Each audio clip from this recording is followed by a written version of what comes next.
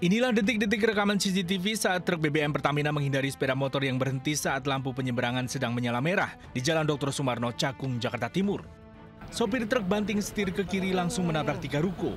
Kernet truk sempat terjepit namun selamat. 3 bangunan ruko hancur ditabrak truk Pertamina bermuatan Pertamax dan Pertalite. Penyeberangan tiba-tiba merah aja gitu, nggak ada apa-apa, kuning atau gimana langsung merah. Nggak ada. Otomatis kan motor pada berhenti tuh. Saya mah udah ngerem, udah ngelakson. Nggak kerem sama saya. Dari Jakarta, Rio Manik, iNews melaporkan. 2 preman memalak karyawan minimarket di Citapen, Bandung Barat terekam CCTV. Pelaku meminta uang Rp200.000 dan rokok. Berbekal rekaman CCTV, polisi menangkap pelaku di rumahnya masing-masing. Dari hasil pemeriksaan terungkap, selain memalak, para preman yang diciduk juga melakukan tindak kekerasan, tak segan melukai korbannya jika melawan. 22 preman dan pelaku pungutan liar di Pusat Kuliner Kembangan, Jakarta Barat diciduk polisi. Mereka ditangkap karena kerap memungut uang keamanan dari pedagang kaki lima, besarnya ratusan ribu hingga Rp1 juta per bulan. Mereka juga memalak pengunjung berupa parkir liar sebesar Rp5.000. Tim kontributor iNews melaporkan.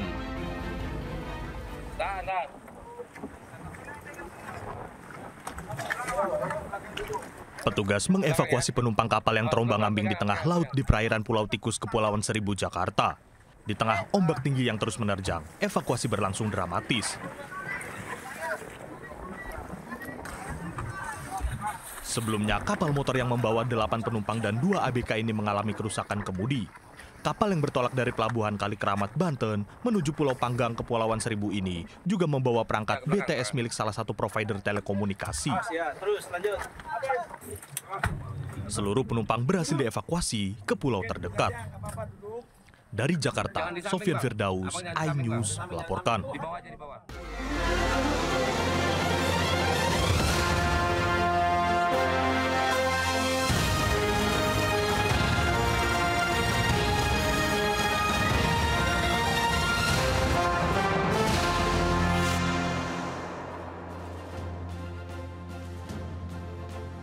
Halo pemirsa, saya Wiki Adrian, inilah seputar iNews siang. Berantas aksi premanisme yang kian meresahkan. Tak hanya menangkap puluhan preman, polisi juga menangkap debt collector atau penagih utang yang mengamuk di Cengkareng, Jakarta Barat.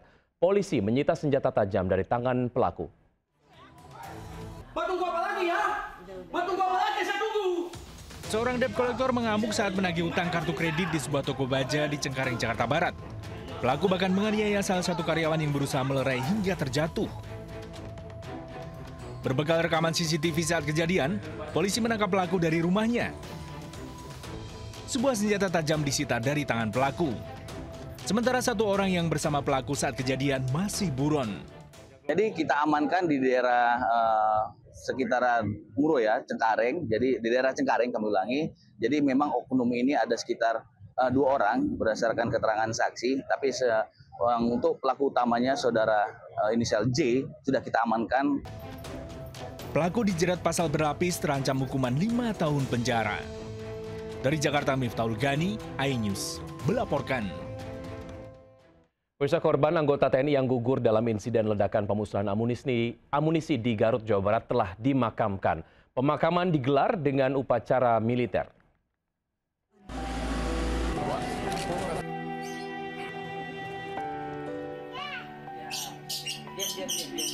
Putra Mayor CPL Anda Rohanda, 1 dari 4 anggota TNI yang gugur, menangis di pelukan kerabatnya.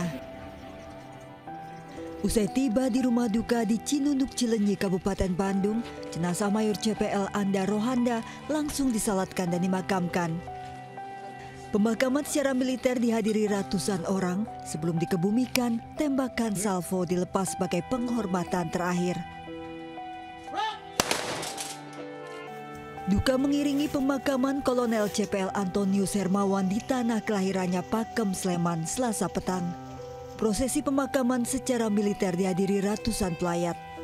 Kepala Gudang Pusat Amunisi 3 di bawah Pusat Peralatan Angkatan Darat ini masuk Akademi Militer tahun 1994 lewat jalur prestasi, dibujuk orang tuanya melepas beasiswa Fakultas Kedokteran Universitas Indonesia.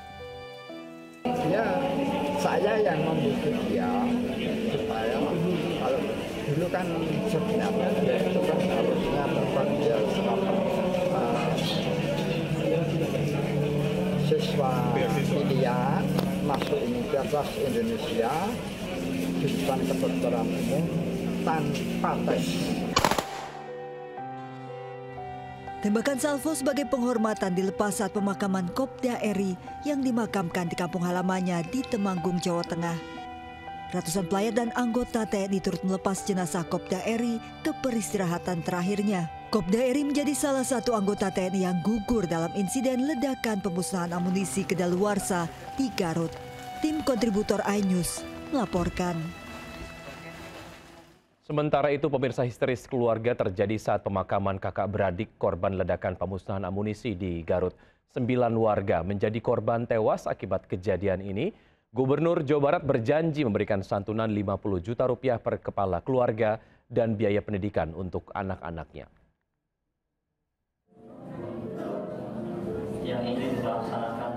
Keluarga korban dari warga sipil ledakan amunisi kedaluarsa histeris saat 2 jenazah kakak beradik Anwar Munawar dan Ius tiba di masjid untuk disalatkan.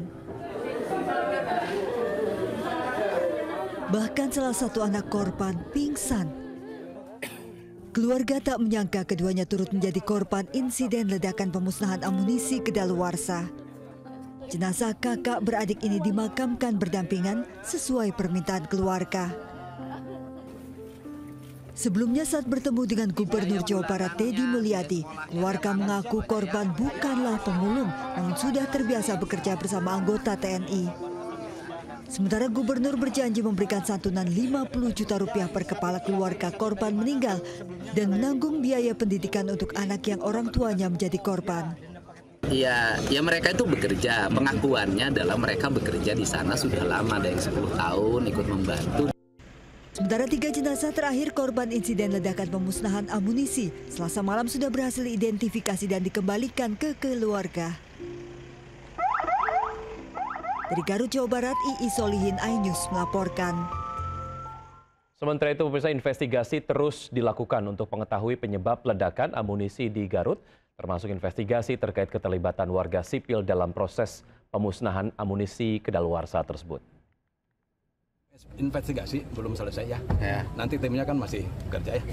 Itu masih layak nggak dan untuk dilanjutkan? Nah kita lah, tergantung nanti tim investigasi ya. Sekarang steril kan ya? Oh lagi steril, udah steril. Kedepannya sipil dilibatkan nggak berani?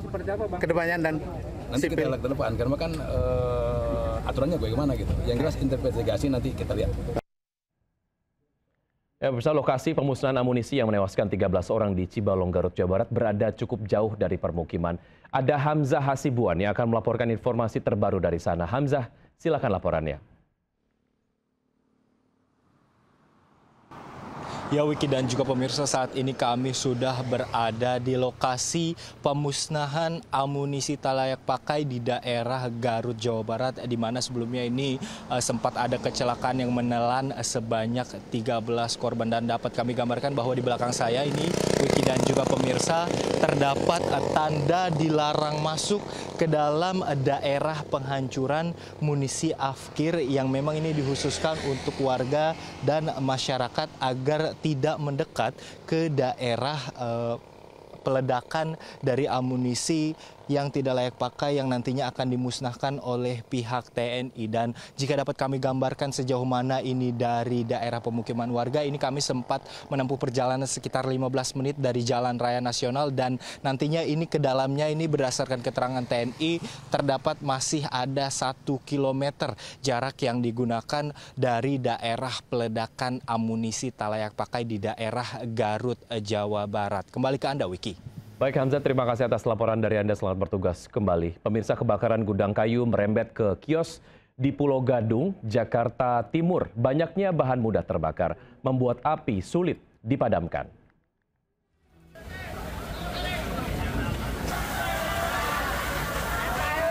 Api dengan cepat melalap gudang kayu di Jalan Bekasi Timur Raya, Pulau Gadung, Jakarta Timur. Besarnya kobaran api menyambar kios yang ada di samping gudang kayu. 18 mobil pemadam kebakaran dikerahkan, namun petugas sempat kesulitan memadamkan api. Penyebab kebakaran masih diselidiki. kerugian diperkirakan miliaran rupiah. Dari Jakarta, Miftahul Ghani, iNews melaporkan. Kita ke informasi lain, pemirsa. Terjangan banjir lahar hujan Gunung Semeru nyaris datang tiba-tiba usai hujan deras mengguyur. Banjir lahar hujan Semeru membuat panik operator alat berat yang tengah bekerja di jalur lahar besuk Kerobokan. Menjauh. Banjir lahar hujan Semeru tiba-tiba menerjang jalur aliran lahar besuk Kobokan Desa Supit Urang, Pronojiwo, Lumajang, Selasa sore. Operator alat berat yang tengah bekerja panik setelah mendengar teriakan warga datangnya banjir lahar. Dahsyatnya banjir kali ini membuat material vulkanik berupa batu dan pasir nyaris mencapai batas jalur aliran lahar. Banjir terjadi setelah puncak Semeru diguyur hujan deras 3 jam. Dari warga tidak bisa untuk kegiatan aktivitas itu tersebut karena terisolir, karena jembatan Impas itu tertutup dengan material. Imbas banjir, 125 kepala keluarga di satu dusun terisolir tidak dapat menyeberang. Dari Lumajang, Jawa Timur, Yayan Nugroho melaporkan. Sementara itu, pemirsa, banjir 1 meter lebih merendam sejumlah wilayah Selasa kemarin, termasuk kota Tangerang dan Tangerang Selatan, Banten. Ratusan orang dievakuasi dari rumahnya, terutama para lansia yang harus digendong menembus kepungan banjir.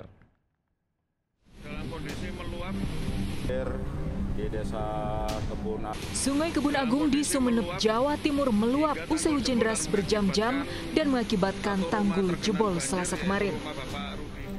Luapan sungai menggenangi ratusan rumah warga di 3 desa, yaitu Desa Kebun Agung, Desa Babalan, dan Desa Patean. Tim gabungan BPBD menyisir permukiman dan mengevakuasi warga terkepung banjir, terutama para lansia. Banjir juga merendam ratusan rumah di Kelurahan Kunciran Indah, Pinang, Kota Tangerang pada Selasa malam. Di beberapa titik ketinggian air mencapai 1 meter, merendam sejumlah kendaraan yang tidak sempat dipindahkan. Khawatir banjir makin tinggi, sejumlah warga memilih mengungsi. Seorang lansia bahkan harus digendong menembus banjir karena ketiadaan perahu karet. Yang ada di gorong-gorong jalan tol itu diperbaiki lagi biar jalan airnya itu lebih cepat. Sebelumnya nggak kayak gini ya, Pak? Sebelumnya nggak kayak gini, sebelumnya langsung lancar dia.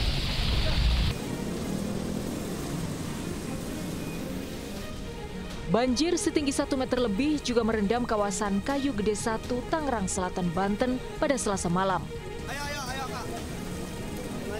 Puluhan warga terutama anak-anak dievakuasi dengan perahu karet keluar dari rumahnya yang terkepung banjir.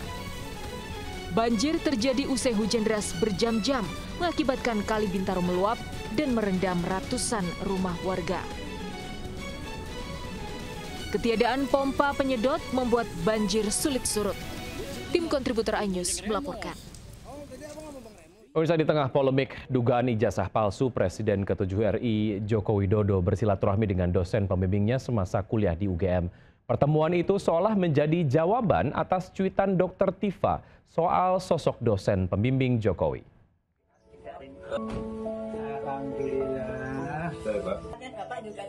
Presiden ke-7 RI Joko Widodo bersilaturahmi dengan Insinyur Kasmujo, dosen pembimbingnya selama kuliah di Universitas Gadjah Mada. Saya kaget dan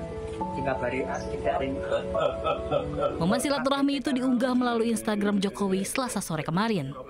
Dalam unggahannya, Jokowi mendoakan agar Pak Kasmujo yang kini berusia 75 tahun selalu diberikan kesehatan. Di tengah polemik dugaan ijazah palsu, silaturahmi Jokowi dan dosen pembimbingnya ini seolah menjawab tudingan banyak pihak. Salah satunya cuitan Dr. Tifa yang mempertanyakan keberadaan Insinyur Kasmujo. Tim Liputan iNews melaporkan. Pemirsa, Gubernur Jawa Barat Deddy Mulyadi tiba-tiba berkomentar soal APBD provinsi tetangganya, Jakarta. Ia sesumbar jika bisa menjabat sebagai Gubernur Jakarta, Deddy akan memberikan gaji 10 juta rupiah per kepala keluarga. Hitungan Kang Deddy langsung dimentahkan DPRD dan hingga staf sus Gubernur Jakarta. Jakarta bisa digaji per kepala keluarga 10 juta. Yang akan menggaji 10 juta per kakak. Ente tanya dia. Ente tanya dia. Seperti itulah reaksi Wakil Gubernur Jakarta Rano Karno saat merespon pernyataan Deddy Mulyadi soal wacana gaji 10 juta per kepala keluarga. Sebelumnya dalam sebuah acara, Deddy Mulyadi menyebut akan memberikan gaji 10 juta per kepala keluarga jika menjadi Gubernur Jakarta. Angka itu didapat dari besaran APBD Jakarta dibandingkan jumlah penduduk. Kalau di Jakarta itu dari 10 juta ada 2 juta kepala keluarga, itu orang Jakarta bisa digaji per kepala keluarga 10 juta. Kenapa? Karena 10 juta dikali 2 juta hanya 20 triliun. Kalau saya gubernurnya bagi. Pernyataan Deddy Mulyadi langsung menuai kritik anggota DPRD Jakarta Dwi Rio Sambodo. Ia menyebut Deddy Mulyadi tidak paham fungsi dasar APBD yang tentu berbeda dengan bantuan sosial. Sementara itu, staf sus Gubernur Jakarta Ciko Hakim menyebut Deddy Mulyadi salah hitung. Karena jika 10 juta dibagikan ke 2 juta kepala keluarga di Jakarta, butuh anggaran sekitar 240 triliun. Padahal APBD Jakarta hanya sekitar 91 triliun rupiah. Mohon maaf, tapi di situ beliau salah hitung. Karena kalau 10 juta kali 2 juta warga, itu artinya 20 triliun sebulan. Kan? Sementara beliau kan menggaji 10 juta per bulan. Jadi kalau 2 triliun, 20 triliun sebulan, berarti kalau mau digaji 10 juta per bulan kan jadinya 240 triliun. Itu salah itu. Kepala keluarga 10 juta. Tim Liputan iNews melaporkan. Ke informasi internasional, bersama Presiden Amerika Serikat Donald Trump melakukan kunjungan luar negeri resmi pertamanya ke Riyadh, Saudi Arabia. Dalam kunjungan tersebut, pesawat kepresidenan Amerika Serikat dikawal jet tempur F-15 Arab Saudi. Kunjungan Trump ke Arab Saudi ini menjadi yang pertama sejak ia dilantik menjadi Presiden AS sejak Januari lalu. Sebelum mendarat di Riyadh, Trump dikawal sejumlah jet tempur F-15 Angkatan Udara Arab Saudi. Pengawalan ini sebagai bentuk penghormatan kepada tamu sampai memasuki wilayah udara Arab Saudi.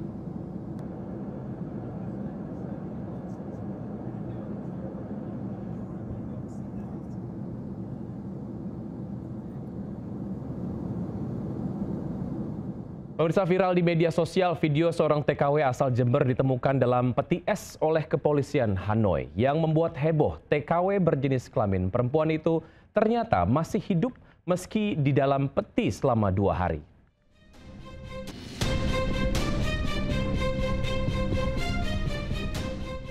Viral di media sosial, video seorang TKW asal Jember bernama Sri Wahyuni ditemukan dalam peti es oleh kepolisian Hanoi dalam sebuah paket kiriman.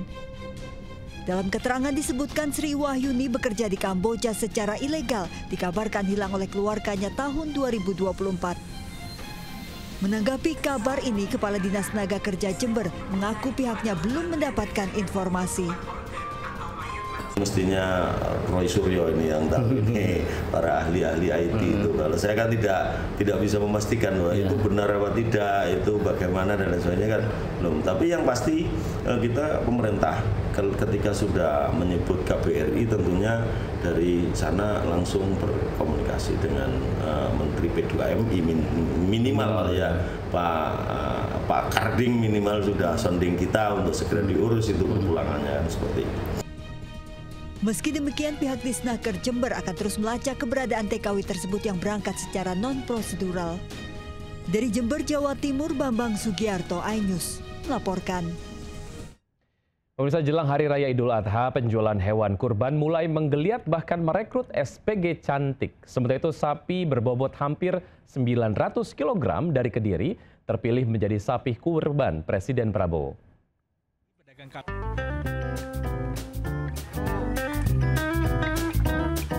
Jelang Hari Raya Idul Adha, pedagang kambing kurban di Kasihan Bantul, Yogyakarta mulai menggelar dagangan. Untuk memikat pembeli, Adi Karnadi, pedagang kambing ini merekrut SPG sejumlah mahasiswi yang tinggal di sekitar rumahnya. Agar lihai melayani calon pembeli, mahasiswi ini dibekali pengetahuan seputar kambing kurban. Menurut Adi, mempekerjakan SPG cantik ternyata bisa meningkatkan penjualan kambing kurban. Walaupun kelihatannya cuma sebagai SPG kambing, tapi sebenarnya hasilnya itu sangat bagus. Nah, maka dari itu saya mencari mahasiswi-mahasiswi yang cantik dengan pipi yang kemerah-merahan, rambutnya panjang, itu agar membuat daya tarik pembeli itu juga sangat bagus. Sapi peranakan Ongole milik Irfai Farm Kediri berbobot 893 kg ini terpilih jadi sapi kurban Presiden Prabowo. Sapi ini dilepas dengan harga Rp95 juta. Sebelum dibeli oleh Presiden, tim dari Dinas Ketahanan Pangan dan Peternakan Kabupaten Kediri telah mensurvei kandang memastikan kondisi sapi. Tim kontributor iNews melaporkan. Terima kasih Anda masih bergabung sama kami. Pemirsa, Wakil Menaker Immanuel Benazir hari ini melakukan sidak di perusahaan travel di Pekanbaru Riau terkait dengan penahanan ijazah karyawan. Sidak Wamenaker di perusahaan ini merupakan kedua kalinya. Dalam sidak kali ini Wamenaker didampingi Gubernur Riau Abdul Wahid dan perwakilan Dinas Tenaga Kerja dan Transmigrasi Riau. Sebelumnya sidak Wamenaker di perusahaan ini dilakukan 23 April lalu. Sejauh ini ada 47 mantan karyawan yang mengaku ijazahnya ditahan. Namun pemilik perusahaan sempat membantah korban bukan karyawannya. Ini udah luar biasa, tingkat gubernur yang turun tangan.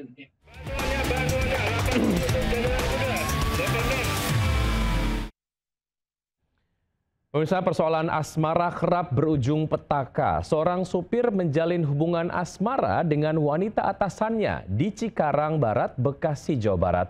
Namun akhirnya saat hubungan cinta putus, sang supir menganiaya mantan kekasihnya hingga terluka parah.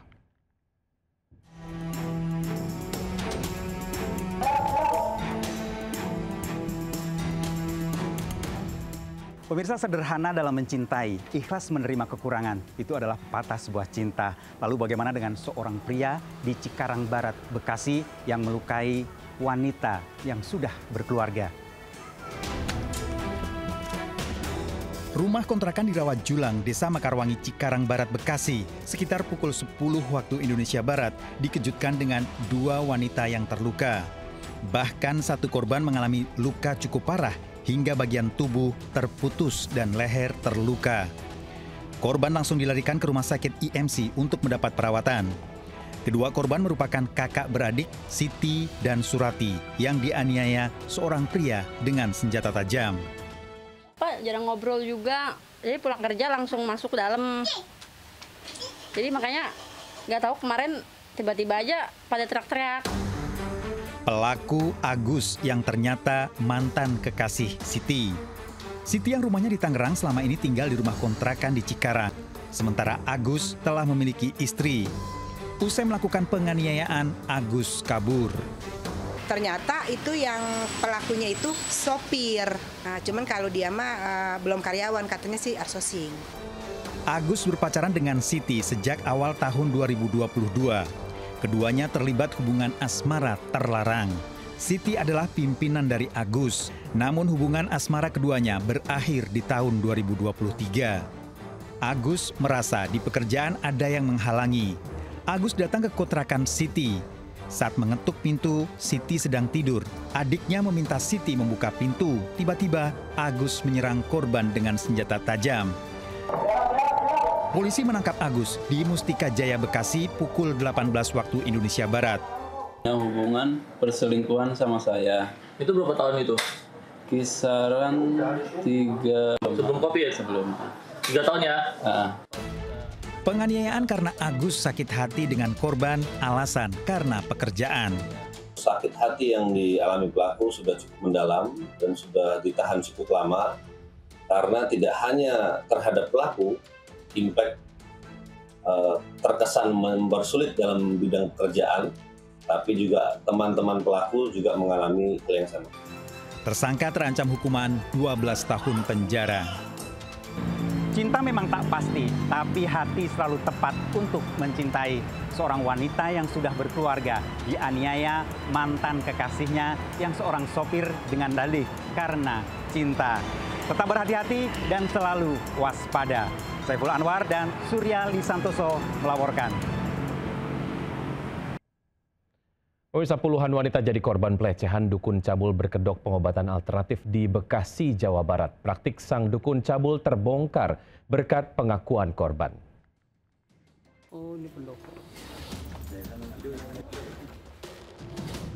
Rumah yang dijadikan tempat praktik pengobatan alternatif disegel petugas Satpol PP di Jatimurni, Pondok Melati, Kota Bekasi. Ini dilakukan setelah praktik cabul, dukun atau dikenal warga Ustadz Murtan diungkap oleh pasiennya. Aksi pencabulan terjadi di saung belakang rumah. Salah satu korban mengaku dilecehkan tahun 2016. Aksi asusila dilakukan dengan dalih bagian dari praktik penyembuhan. Ya kalau sementara ini ada 15 ya. Sekitar 15 orang. Dilapor ke PRT? Yang saya tahu dari catatan korban-korban. Oh, korban-korban. Ada itu dari wilayah Kota Bekasi aja korbannya atau memang ada yang dari luar daerah? Kota Bekasi daerah? Ya kalau daerah sih mungkin saya belum tahu ya. Kalau sementara ini dari lingkungan sini sama Kota Bekasi aja sih. Oke. Mungkin itu kan tadi itu kan kebetulan dia pendatang. Pendatang yang. Menurut warga, lokasi pengobatan alternatif ini sudah berdiri sejak 14 tahun lalu. Diduga ada puluhan korban pelecehan Ustadz Murtan. Korban berharap pelaku segera ditangkap. Dari Bekasi, Jawa Barat, Rahmat Hidayat, iNews melaporkan.